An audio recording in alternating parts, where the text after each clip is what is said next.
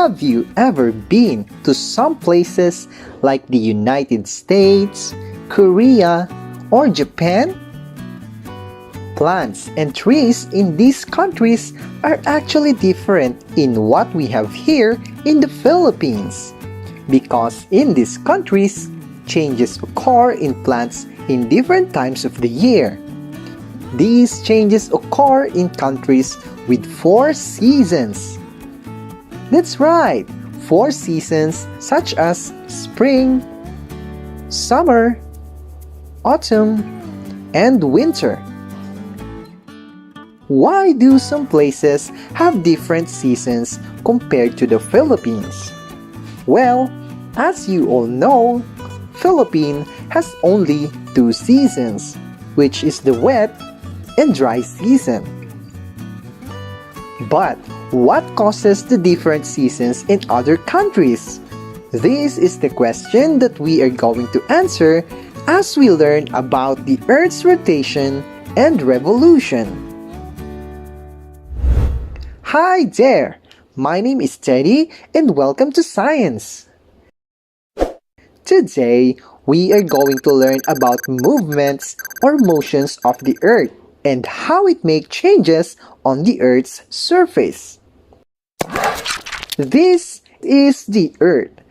The Earth moves at a constant speed. It follows a counterclockwise direction. The Earth moves in 2 ways, and we call it rotation and revolution. What is Earth's rotation? The movement of the Earth on its axis is called rotation. Every day, the sun appears to rise in the east, then travels across the sky and set in the west. You can observe this day in and day out. But hey, did you know that the sun does not actually move from east to west?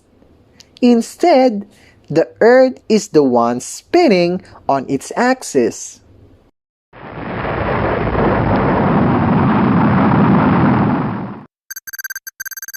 Take a look at the Earth. The Earth rotates or spins from west to east. Therefore, think about this.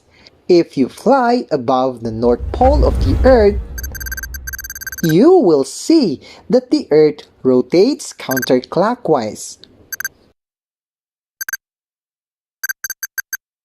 But on the other pole of the Earth, which is the South Pole, its rotation will be seen as clockwise. Now you know how the Earth rotates or spins. And because of that, the Earth's rotation results to the occurrence of day and night. The sun seems to rise in the east and sets in the west. But the apparent movement of the sun is due to the direction of the Earth's rotation and also because we observe the sky from the Earth.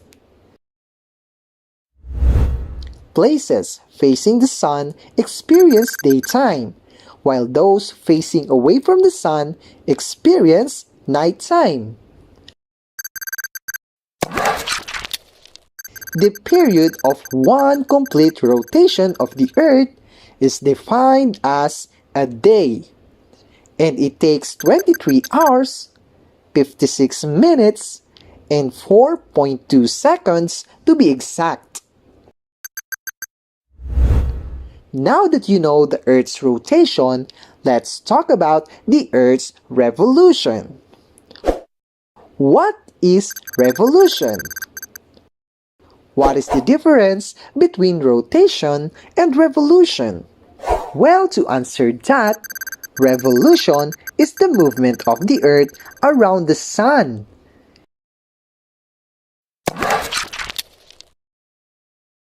The Earth revolves around the sun in a counterclockwise direction.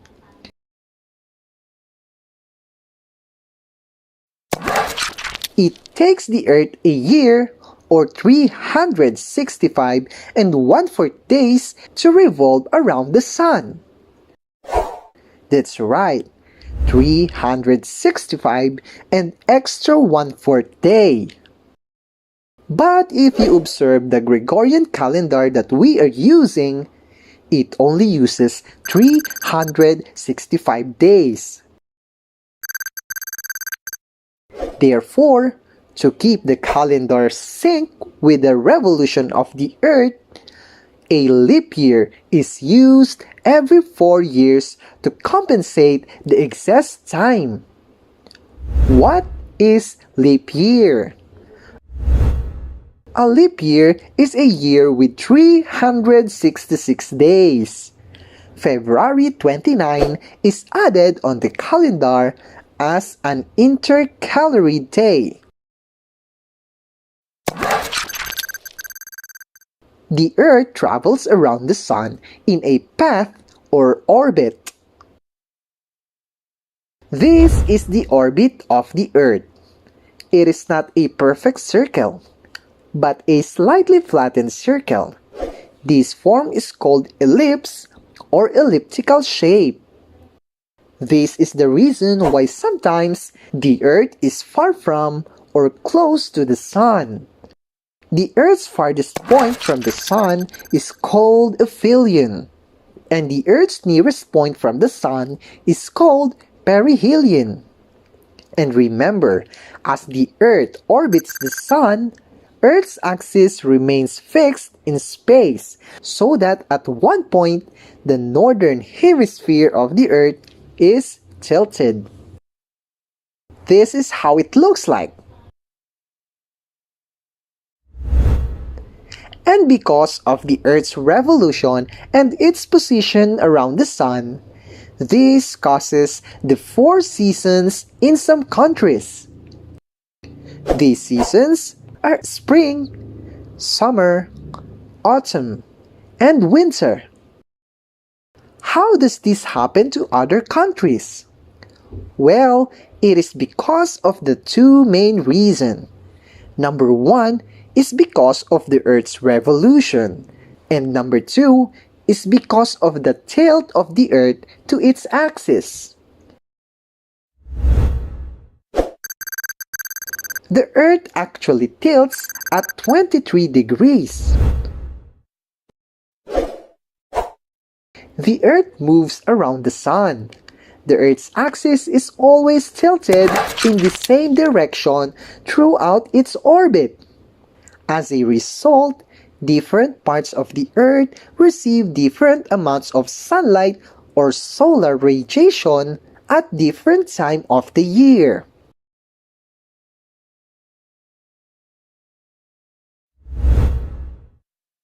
During June, July, and August, the northern hemisphere is facing the Sun while the southern hemisphere is away from the Sun.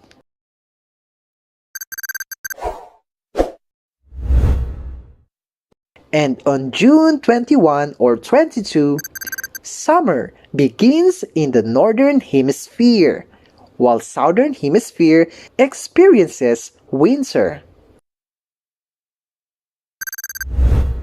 The northern hemisphere is exposed to more direct sunlight.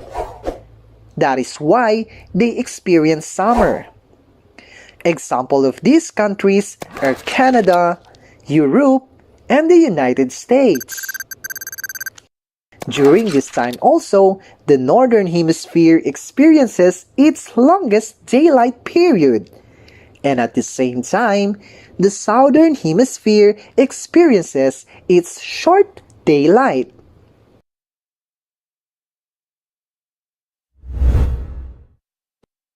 As the Earth moves, summer turns to autumn or fall.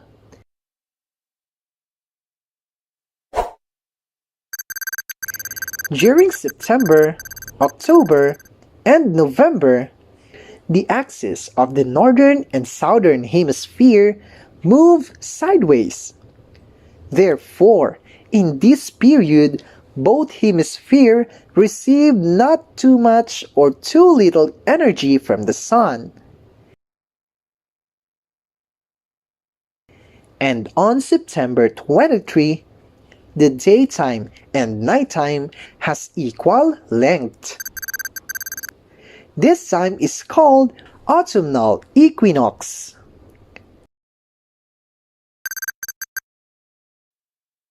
The Earth continuously revolves, and during December, January, and February, the North Pole is facing away from the Sun. Therefore, the Northern Hemisphere receives the least amount of sunlight, while the Southern Hemisphere receives the greatest amount of sunlight. And as a result, starting on December 21 or 22, the North Pole will experience winter. And at the same time, places in the South Pole will experience summer. And also during this season, the shortest daylight period occurs in the Northern Hemisphere, while the longest daylight period occurs in the Southern Hemisphere. As Earth moves from March, April to May, both hemispheres receives equal amount of solar energy. And on March 21, the length of day and night is equal. This time is called spring equinox. It is also a signal of the start of a new season. And this cycle of Earth's rotation and revolution happens again and again.